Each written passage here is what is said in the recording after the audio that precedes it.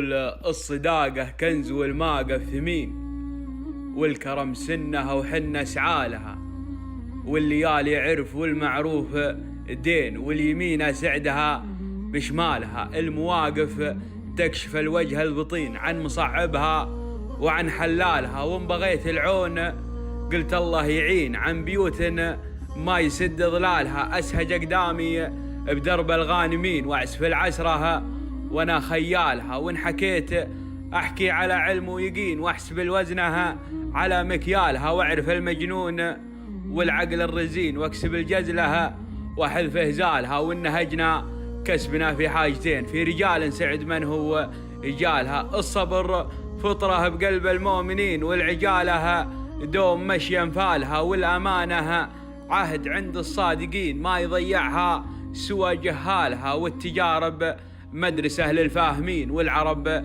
تمشي مع عقالها. وابن عمك طب لا باح الكنين يعرف الشلها قبل تشتالها، ما يبيعها غير نكاس الجبين واحد كلمة كفو ما شال. ابن عمك طب لا باح الكنين يعرف الشله قبل تشتالها، ما يبيعها غير نكاس الجبين واحد كلمة كفو ما نالها.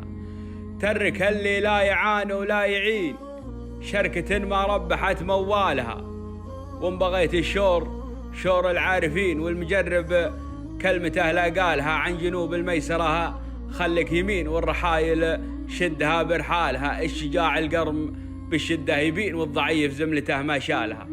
الشجاع القرم بالشدة يبين، والضعيف زملتها ما شالها. الخسارة في غياب الطيبين، لفقدت روس الرجال رجالها. نبعد إلى كثرة حلوق الهارجين، ونقلط إلى جات العقد وحبالها. الوفاء والطيب فينا من سنين، والحماية تسطري في جالها. يا خلوجي لا تبيحين الكنين، بالضماير قصة مقوالها. كل ما قمتي تجرين الونين طاحت الدمعة على موالها، واختامها صلوا على طه الأمين نبينا اللي سنتها نسعالها. وسلامتكم أخوكم الشاعر ناصر التميمي.